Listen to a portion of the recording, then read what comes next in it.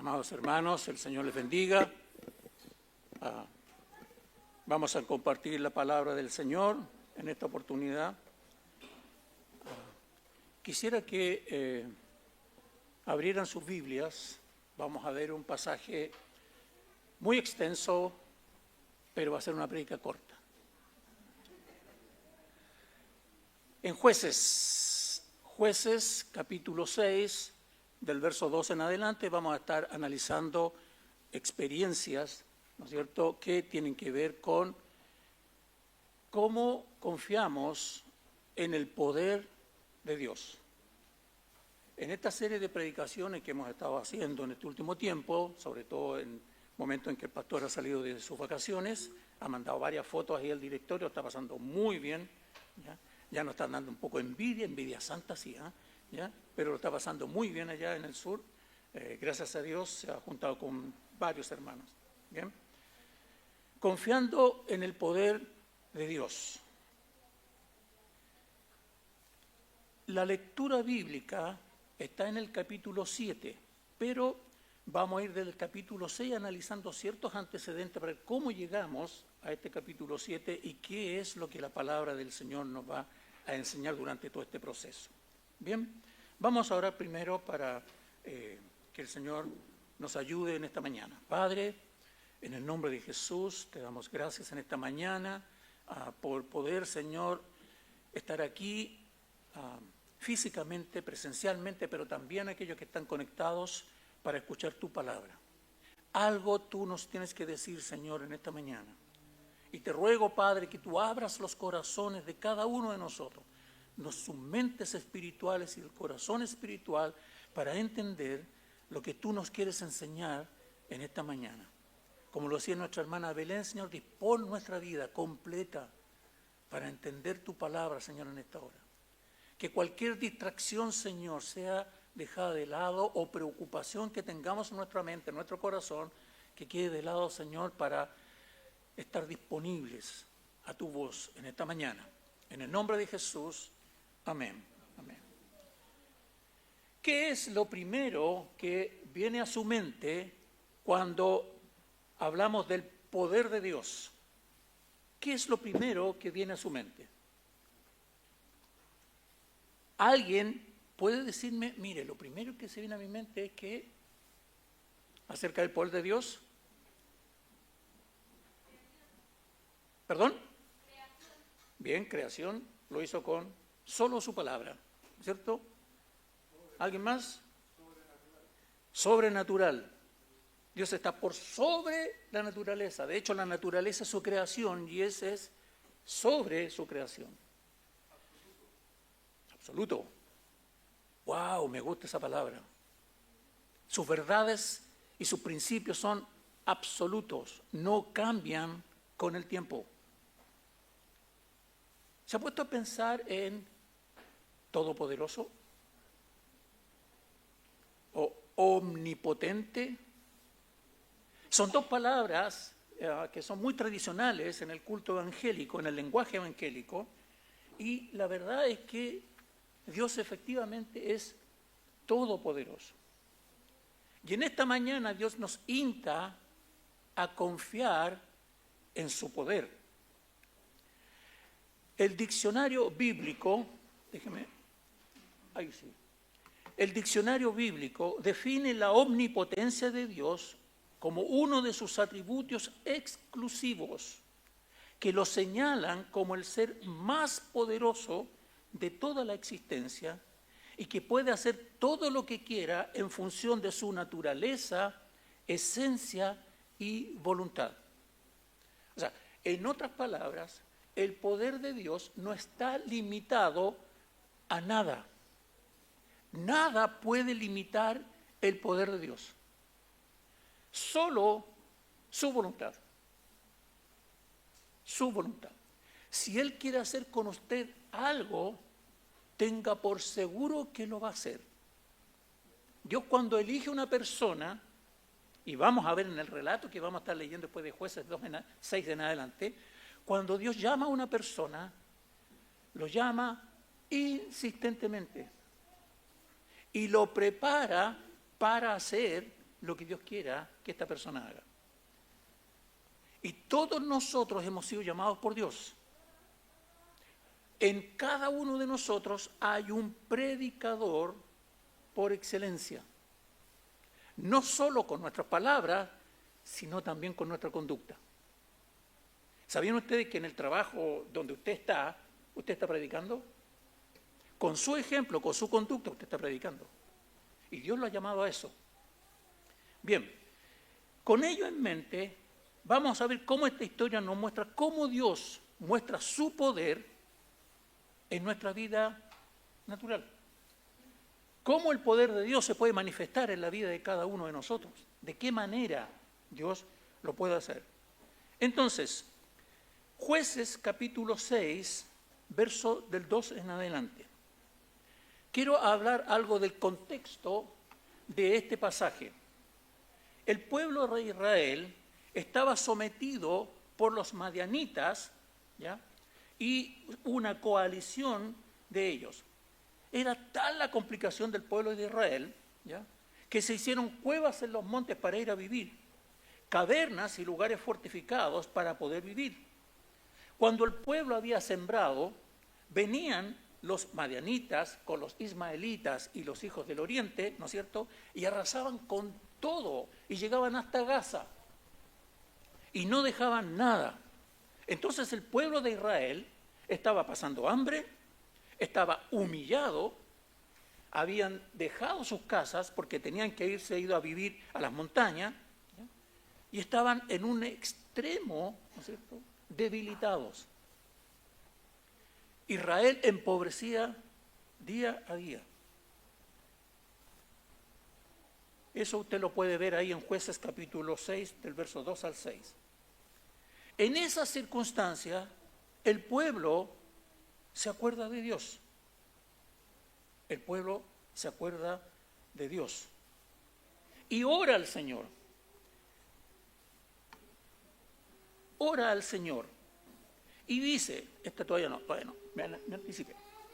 Dice, Señor, ¿por qué nos ha pasado esto? ¿Por qué estamos viviendo en esta circunstancia? ¿Por qué tú nos has abandonado? ¿No se da cuenta usted que generalmente cuando nosotros pasamos dificultades y pasamos por momentos muy complejos, como que hay un sentimiento de que Dios parece que no estuviera? Como que Dios parece que no se preocupara por la situación que estoy viviendo. Y a veces llegamos a preguntar, Señor, ¿dónde estás? No te siento en esta situación. Entonces, la realidad que nosotros vivimos nos comienza a engañar respecto de la voluntad de Dios, respecto de si efectivamente está con nosotros. Bueno, el pueblo de Israel sentía exactamente lo mismo. Pero Dios les envía un profeta. Y ese profeta les dice, capítulo 6, versos 7 al 10, le dice, Dios los dejó en manos de los madianitas. ¿Por qué? Dios los sacó de Egipto, los sacó de casa de servidumbre, los dirigió por el desierto, sacó a todos los pueblos, ¿ya?, que se enfrentaron a ustedes y les dio una tierra. Pero ustedes no me han obedecido. No me han obedecido. Fíjese lo siguiente. Los madianitas y muchas veces nosotros creemos que cuando estamos pasando momentos muy dificultosos, el problema no somos nosotros, el problema es Dios. O Dios nos ha abandonado, o Dios no está preocupado de nosotros, o hay cosas mucho más importantes de las que Dios se tiene que preocupar, pero nunca nos miramos nosotros mismos. Y aquí el profeta le está diciendo al pueblo de Israel, el problema no es Dios, el problema no son los madianitas, el problema son ustedes. Ustedes me han desobedecido. Y mira, hay una cosa muy interesante que captó mi atención. Si usted se fija cómo termina el capítulo 5 de Jueces, el capítulo 5 de Jueces termina diciendo, capítulo 5, y la tierra reposó por 40 años. O sea, 40 años en que el pueblo de Israel no tuvo conflictos.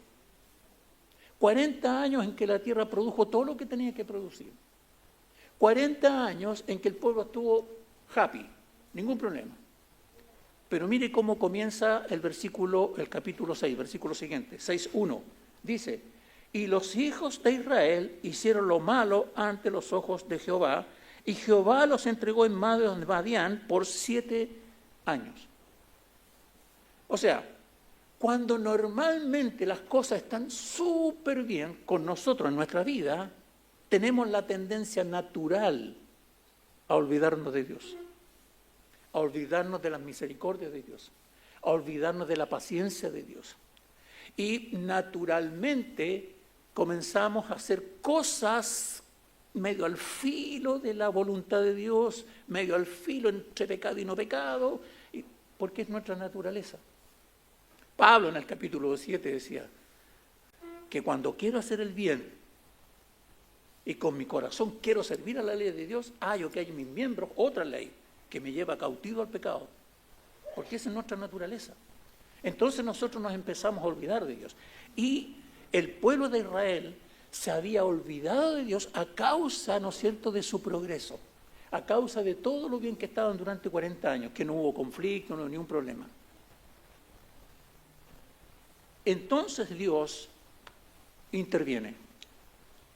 Y téngalo por seguro, hermano, que cuando usted comience a olvidarse de Dios y a dejar de lado a Dios va a intervenir.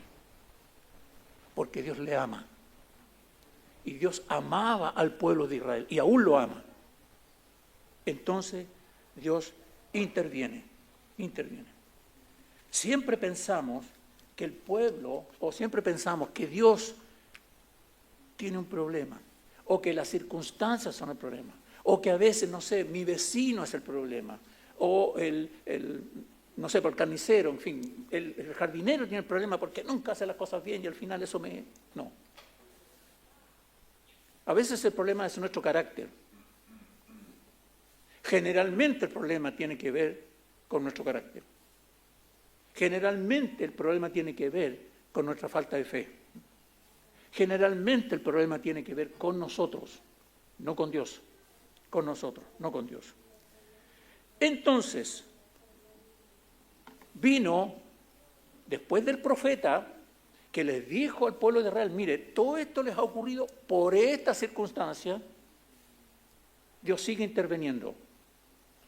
Vino el ángel de Jehová, capítulo 6, verso del 11 al 40, y se sentó debajo de la encina que está en Ofra, y el ángel de Jehová se le apareció a una persona común y corriente. No era un guerrero, no era un soldado, no, común y corriente como cualquiera de nosotros. Y dijo, Jehová está contigo, varón esforzado y valiente. Detengámonos ahí por un momento. ¿Qué saludo más extraño para Gedeón? Aparentemente, Dios no estaba con él. Aparentemente, era esforzado y valiente. ¿Perdón? La condición de Gedeón es que estaba limpiando en es como un hoyo profundo que había donde podía él, ¿no es cierto?, batir, sacar la paja, ¿no es cierto?, de todo lo que necesitaba, ¿no es cierto?, para la semilla del trigo. Eso se hacía normalmente al aire libre y preferentemente en una colina, de tal manera que la brisa al aventar, ¿no es cierto?, sus frutos, la paja se la hallara el viento y quedara solamente ya el trigo. Pero él estaba escondido, temeroso, porque quería esconder el poco grano que tenía para poder comer, y lo estaba escondiendo de los madianitas. ¿Valiente?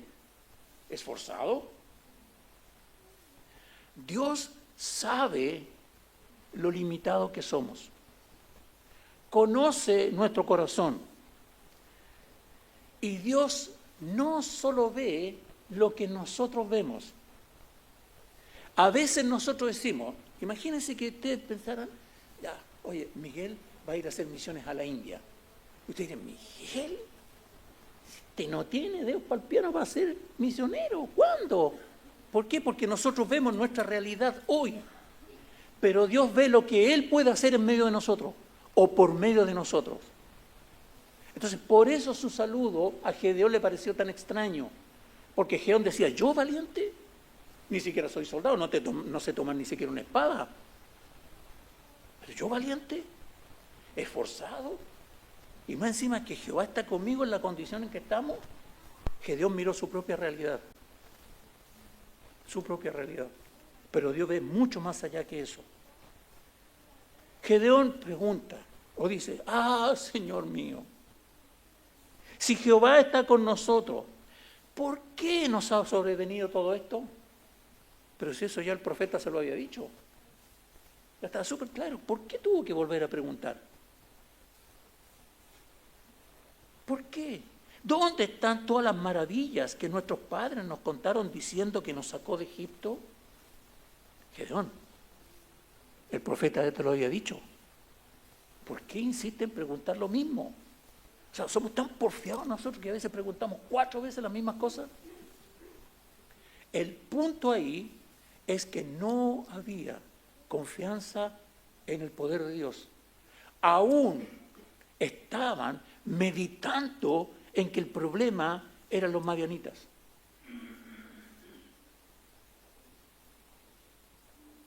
El ángel de Jehová, y voy a hacer un paréntesis aquí. ¿Quién es este ángel? ¿Quién es este ángel? No es un ángel cualquiera. Muchos teólogos, y yo comparto esa postura, ¿ya?, es que este es el mismo Señor Jesucristo. Cada vez que la Biblia habla el ángel de Jehová, y de hecho después en el texto vamos a ir viendo, porque dice, y Jehová le respondió, bueno, ¿es Jehová o el ángel de Jehová? ¿Quién es? ¿Me entiendes? Entonces, muchos teólogos creen que esto es una teofanía, que efectivamente es el mismo Señor Jesucristo. ¿Se acuerdan ustedes cuando el pueblo de Israel cruzó el Jordán para botar los muros de Jericó, etcétera, etcétera? Bueno, ¿quién se apareció al frente del río? Cuando Josué ve a un hombre de vestidura blanca al frente del río, él va y cruza y dice, ¿tú eres de los nuestros o de nuestros enemigos? Y él le dice, ni de los tuyos ni de tus enemigos, sino que como ángel de Jehová he venido. Quita el calzado de tus pies porque el lugar en donde estás santo es. Jesucristo mismo, tomando esa forma. Y en este caso también es el Señor. Bien, volviendo al tema. Entonces, Gedeón estaba en esta situación humillante, ¿no es cierto? Y hace esta pregunta, ¿ya? Pero Jehová no le responde, sino que le dice, ¿ya?, ve con esta tu fuerza y salvarás a Israel de la mano de los madianitas. ¿No te mando yo? ¡Wow! Gedeón está en una situación compleja. ¿Creo esto o no lo creo? Normalmente cuando a mí me hablaban de Gedeón me acordaba del vellón, ¿ah? El vellón mojado, el vellón seco, como las pruebas, ¿ya? Y vamos a pasar por eso, pero nos vamos a dar cuenta que Gedeón no solo pide 2 pruebas, pide como 4 pruebas. Bien, entonces, Gedeón con mucha honestidad responde a Dios y dice, Señor mío, ¿con qué salvaré yo a Israel? Nosotros, mire, normalmente cuando Dios nos llama a hacer una tarea importante, lo primero que hacemos es excusarnos. Señor, pero yo no creo que yo pueda. Señor, yo no sé. Bueno, Gedeón hizo lo mismo. Señor, mi familia es la más pobre, ¿ya? Y yo soy el menor de mi casa. ¿Con qué yo podría salvar a Israel? No tengo ningún argumento como para enfrentarme a este pueblo tan numeroso. Lo que pasa es que Gedeón, al igual que nosotros, estaba mirando su propia realidad. Y Dios estaba mirando lo que iba a hacer con Gedeón y lo que era capaz de hacer Dios a través de Gedeón. Pero Gedeón no podía entender todavía eso. Y creo que a nosotros nos pasa siempre eso. Gedeón se veía a sí mismo y no tenía la fuerza para hacer grandes cosas frente a un desafío de esta magnitud. Él tenía que confiar en el poder de aquel que lo estaba enviando y no confiar en su propio poder. Ahora, Gedeón pasa de los argumentos, ¿no es cierto?, a las dudas. Primera señal que pide Gedeón. Capítulo 6, verso 17 al 21, si usted me va siguiendo ahí. Yo te ruego que si haya hallado gracia delante de ti, tú me des una señal de que has hablado conmigo. Te ruego que no te vayas. Yo voy a ir y voy a preparar una ofrenda y la presentaré delante de ti. ¿Bien? Ok. Mire, un punto tangencial aquí, la paciencia de Dios. Gedeón ve, yo te esperaré. Piensen ustedes, Gedeón tenía que tomar un cabrito. No es un niño chico por si acaso, sino un animalito, una ovejita, un cabrito. ¿Ya? Esteban ya se estaba asustando ya. Un cabrito. Tenía que sacrificarlo. Tenía que cocerlo. Más encima tenía que amasar panes sin levadura, porque eso iba a llevar. Y dice la Escritura que él puso la carne en un canastillo, el caldo en una olla y los panes sin levadura y se lo presentó al Señor. ¿Cuánto tiempo se debe haber demorado Gedeón en hacer todo eso? La paciencia que tiene Dios con nosotros. La paciencia que tiene Dios con nosotros. Entonces, el ángel de Jehová le dijo, pon la carne, los panes sobre esta roca y vierte el caldo encima de la carne. ¿Bien? Y con el báculo que tenía en su mano, tocó con la punta y salió agua de la piedra. Perdón, llama de la piedra. Estaba pensando cuando Moisés tocó la roca y salió agua, porque también lo voy a decir como algo, ¿no es cierto?, que también muestra el poder de Dios, ¿cierto? Golpeó la peña y salió agua porque el pueblo tenía sed. Aquí toca con la punta, ¿no es cierto?, y sale fuego de la peña. ¿Hay algo que limite a Dios? ¿Hay algo que Dios no pueda hacer?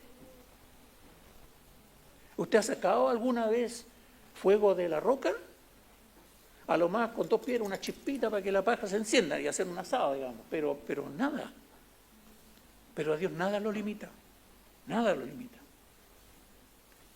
Entonces, Gedeón reconoció, ¡wow! Dijo, estoy frente al ángel de Jehová, está conmigo, voy a morir. Él pensaba que iba a morir. Porque nadie con estos labios pecaminosos puede acercarse a la presencia de Dios sin morir. ¿Se acuerda cuando el pueblo de Israel, ¿no es cierto?, y Moisés estaba en la montaña y el pueblo de Israel, que nadie pase esta línea, el que pase va a morir, porque es tanto la santidad de Dios que nosotros no podemos estar frente a Él, salvo por la gracia de Jesucristo ahora que podemos estar en su presencia. Bien, entonces Jehová le dijo, verso 23, Jehová respondió, no el ángel, sino Jehová respondió, no tengas temor, no morirás. Bien, con eso entonces Gedeón ya, oye, estuve con el Señor aquí mismo. Yo le presenté una ofrenda, se quemó ahí con el báculo, lo apuntó y se quemó. ¿Qué más pruebas necesito? Pero Gedeón aún tenía dudas. Entre la decisión de hacer lo que Dios le ha pedido y la incertidumbre natural, ya Gedeón comienza a crecer en su confianza en Dios. Segunda señal, capítulo 6, verso 28 al 32. Dios le pide, quita el altar a Baal que hay en la casa de tu padre y la imagen de acera que está junto a él, y derríbala, y con la madera de la imagen de acera haz un altar a Jehová. Y saca el toro, ¿no es cierto?, del hato de tu padre, el segundo toro de 7 años, y sacrifícalo en holocausto a Jehová. Y uno dice, con la experiencia que tuvo Gedeón antes, entonces va a obedecer. Y bien, obedeció, pero lo hizo de noche. Porque tenía temor al pueblo, incluso a los parientes de su padre. Piensa lo siguiente, en su propia casa tenía un altar a Baal. Parece que los 40 años de estar tranquilo generó tanta idolatría en el pueblo contra dioses ajenos que incluso habían llegado a tener un altar a Baal en su propia casa. ¿Sabes lo primero que va a hacer Dios cuando te llama a hacer algo? Va a pedirte que limpies tu corazón. Que limpies tu corazón. Porque el corazón es necesario limpiarlo siempre. Jeremías decía respecto al corazón, ¿no es cierto? Oh, engañoso es el corazón más que todas las cosas y perverso. ¿Quién lo entenderá? Solo Dios. Porque Él conoce las intenciones del corazón. Entonces, si Dios te llama a hacer algo, Dios va a limpiar tu corazón.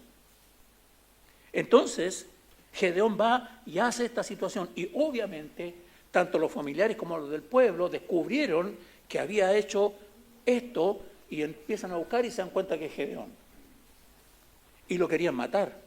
Tanto era la idolatría del pueblo que quería matar a Gedeón. Y su padre lo defiende de una manera magistral. Y dicen los del pueblo, si Baal es Dios, ¿por qué se lo defienden ustedes? Que se defienda él solo, vos. Si es Dios, entonces él podría perfectamente exterminar a Gedeón. Entonces, no lo defienden ustedes, dejen que Gedeón se defienda o que Baal se defienda como Dios así solo. Y así, como Baal no podía hacer nada porque los dioses que imitan a nuestro Dios no pueden hacer absolutamente nada, las imágenes no hacen nada, no hablan, no dicen nada, entonces no hizo nada. Y Gedeón sigue su camino. Entonces vamos avanzando en el tema con Gedeón, ¿ya? Y Gedeón viene, ¿no es cierto?, ya la tercera señal. Ya vamos en 3 señales ya. Tercera señal, del verso 33 al 40. Los madianitas y los amalecitas y los del oriente se juntaron y acamparon en el valle de Jezreel. Y venían a robar todo el alimento para destrozar, humillando a Israel. A Gedeón se le viene en la noche. Ya se iba a tener que enfrentar a toda esta coalición de ejércitos entre madianitas, ismaelitas y los del oriente, ¿no es cierto? Pero vino el Espíritu de Dios sobre Gedeón, ¿ya? Y le dijo, llama y reúne a tu pueblo. Bien. Y llamó a todos los del pueblo, a los de Aser, los de Zabulón, Neftalí y todas las tribus de Israel, no todas, pero algunas, salieron para encontrarle dispuestos para la guerra contra los madianitas y su grupo. Gedeón aún tenía dudas.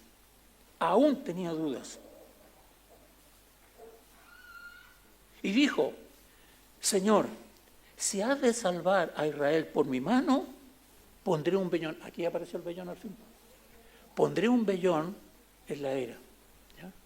Y te ruego que en el rocío de la noche, ¿ya?, caiga agua solo en el vellón y la tierra alrededor te seca.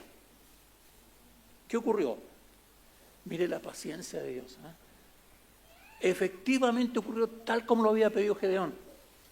Y en la mañana se levanta muy temprano y ve que el vellón está mojado y lo estruja, ¿no es cierto? Y un tazón de agua sacó. Ocurrió exactamente como Gedeón lo había pedido. Bien, entonces uno podría decir ahí, ya, Gedeón está listo, ¿qué más pruebas necesita? ¿Ya? Pero viene Gedeón nuevamente y dice, verso 39, Señor, no te vayas a enojar. Porque la verdad es que he sido tan insistente con esta cosa, por favor, no te vayas a enojar. ¿Ya? Me conoce que son muy lentos para entender. Esta vez probaré de otra forma.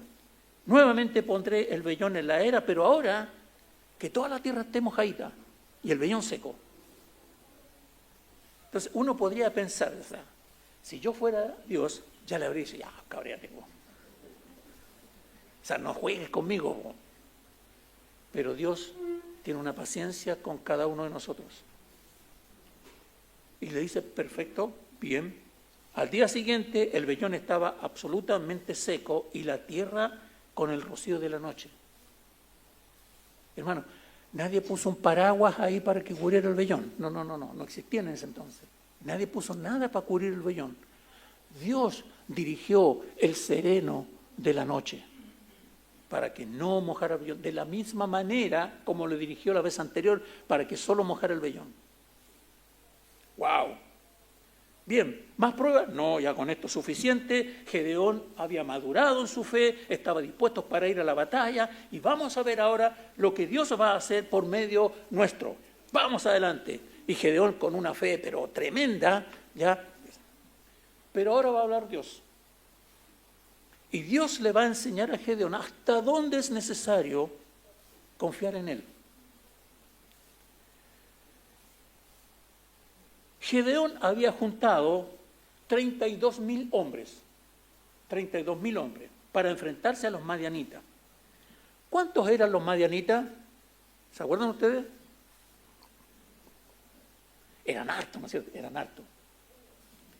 135.000 personas, con camellos, carros, 135.000. Y los matemáticos aquí van a saber exactamente que la relación ya es un israelita por 4,2 enemigos. Yo no sé si usted alguna vez ha luchado con 4 personas, digamos, pero que no, digamos, ¿ya? Pero imagínese usted tener que enfrentarse a 4 personas de una. Algunos son buenos para que pasen, ¿no es cierto? ¿Ah? Bien. Entonces, Gedeón empieza a decir, somos 32.000, esta cosa no funca.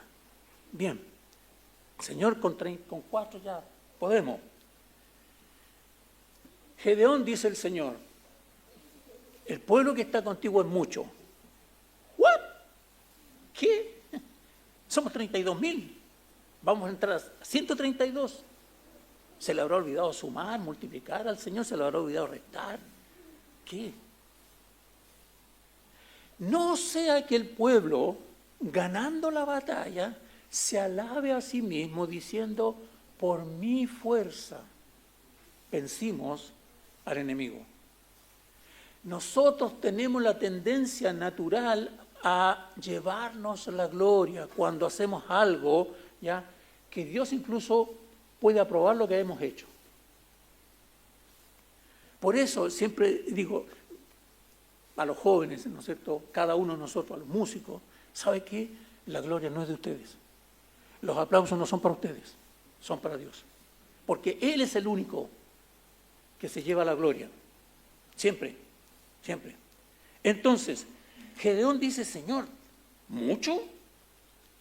¿Me podría repetir eso? Bien, te lo voy a repetir. Gedeón, aún el pueblo es mucho. Perdón, Señor, se fueron 22.000. Quedamos con 10.000 nomás.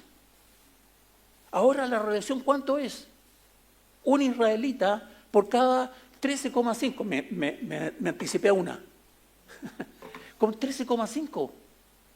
Señor, las matemáticas son exactas, o casi exactas en algunos casos, digamos, pero son exactas. O sea, vamos a luchar ahora 10.000 contra 13,5 enemigos.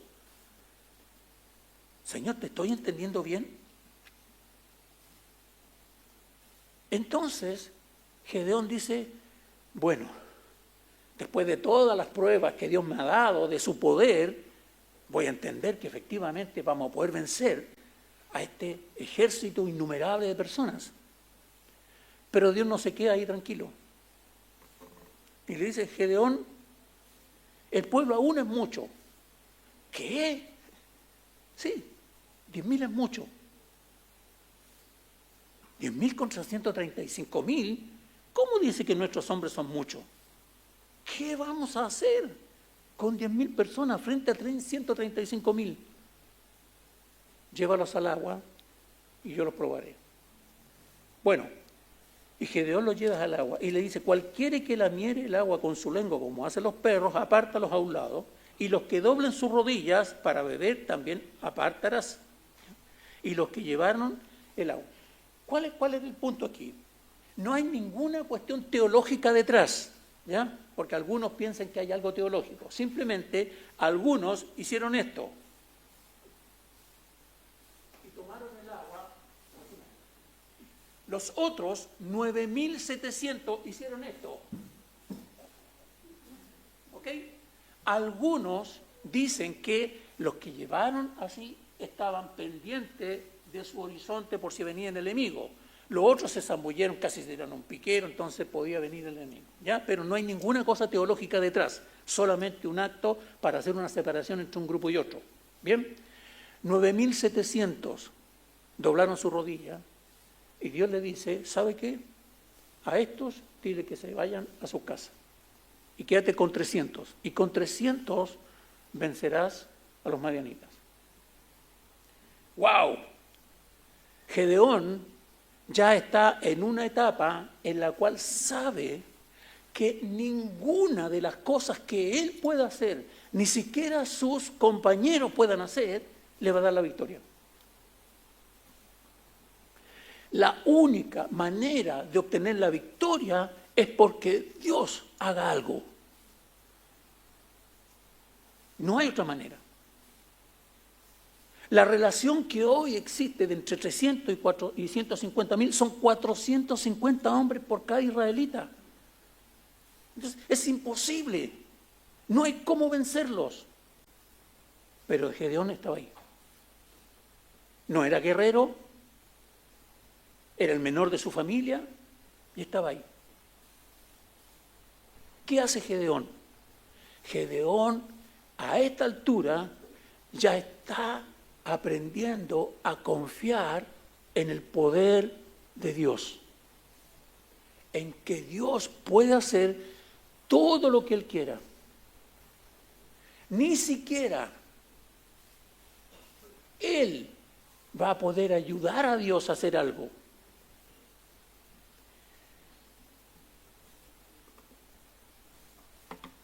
Última señal. Dios en su omnisciencia conoce nuestros corazones y le dice a Gedeón, ya Gedeón, mira, desciende al campamento para que veas, ¿no es cierto?, la victoria que se viene. Pero, si aún tienes temor, ¡wow!, ¿cómo nos conoce el Señor? Yo puedo presentarme ante ustedes como súper valiente, pero Dios sabe que en lo íntimo de mi corazón no soy tal.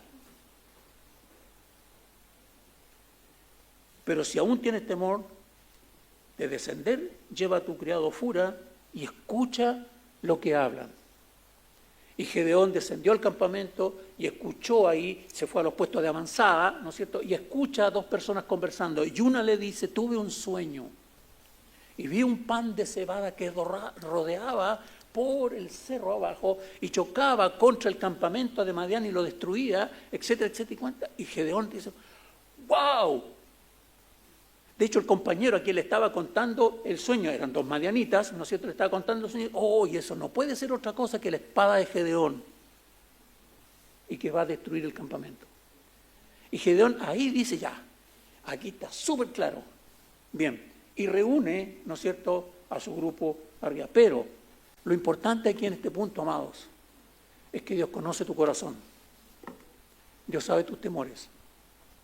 Sabe que aun cuando en tu mente dices voy a confiar en el poder del Señor, tu corazón aún tiene contradicciones.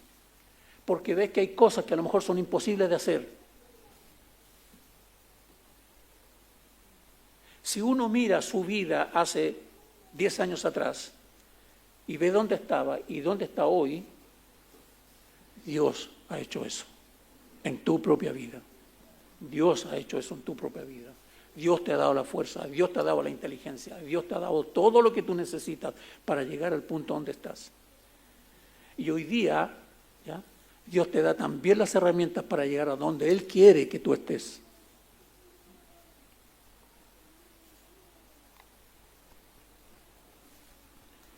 Esta historia real de un hombre usado por Dios para una obra tan grande, solo con un minúsculo grupo de personas. El Señor le enseñó pacientemente a Gedeón a confiar en el poder de Dios. Pacientemente, de la misma manera como Dios nos enseña a nosotros a confiar en el poder de Dios. Él trabajó con él pacientemente para que aprendiera a confiar en ese poder a pesar de las circunstancias. A veces la realidad nos engaña. La realidad nos hace mirar lo posible con nuestros sentidos, pero el Espíritu del Señor nos insta a ver espiritualmente nuestra realidad. A ver espiritualmente nuestra realidad. El Señor nos invita en esta mañana, amados hermanos, a confiar en su omnipotencia, de que Él puede hacer las cosas que nosotros no podemos hacer. Nada puede limitar el poder de Dios. Dios conoce nuestro corazón, conoce nuestras emociones, conoce la fe que tenemos en Él. Mire, solamente para resumirlo, voy a ir a los músicos que me acompañen después de una canción. La batalla fue ganada de manera muy particular. Gedeón divide a los 300 en 3 grupos de 100 y los alinea uno a otro, separados más o menos 1 metro, ¿ya?, de tal manera que generan un cordón alrededor de todo el campamento de los madianitas. Bien, y les da, estas eran sus herramientas, ¿ya? Una antorcha, primero. Además, ¿ya?, le entrega un cántaro para cubrir la antorcha y que entre aire, que no se apague, ¿bien? Y una trompeta. No había espada, no había nada. No había flecha, no había arco, no, solamente eso. ¿Bien? Y al unísono hace que todos rompan su cántaro a la misma oportunidad, generando un estruendo increíble, ¿no es cierto? Lo más probable es que en ese lugar había ido un eco impresionante, ¿no es cierto? Bien, y entonces se iluminan las antorchas. Y ellos tocan las trompetas y gritan por la espada de Gedeón y la espada de Jehová y empiezan a avanzar. Los madianitas que están abajo, los 150.000, se turban, se produce una tal confusión que los que estaban en el norte huyen para el sur y los que estaban en el sur huyen para el norte, se encuentran en el medio y se empiezan a matar entre ellos mismos pensando que eran enemigos. Solamente 15.000 de los 150.000, 15.000 quedaron vivos y salieron arrancando. Y después fueron alcanzados por los otros pueblos de Israel. El poder de Dios manifestado en la vida de un hombre común y corriente, tal como nosotros. Cada día, amados, cada día vivimos en este mundo por el poder de Dios, por el poder de Dios. Lo que te mantiene vivo es el poder de Dios. Por lo tanto, te insto a confiar en el poder de Dios, a confiar en el poder de Dios. Vamos a cantar una canción que me gusta mucho y después vamos a orar. Ya hemos concluido, así que aquí córteme el tiempo, ¿eh? ¿Ya? Entonces, esta canción a mí me gusta muchísimo porque habla acerca del poder del amor del Señor. ¿Ya? Vamos a cantar. Pónganse en pie, por favor, vamos a cantar esta canción y luego vamos a orar.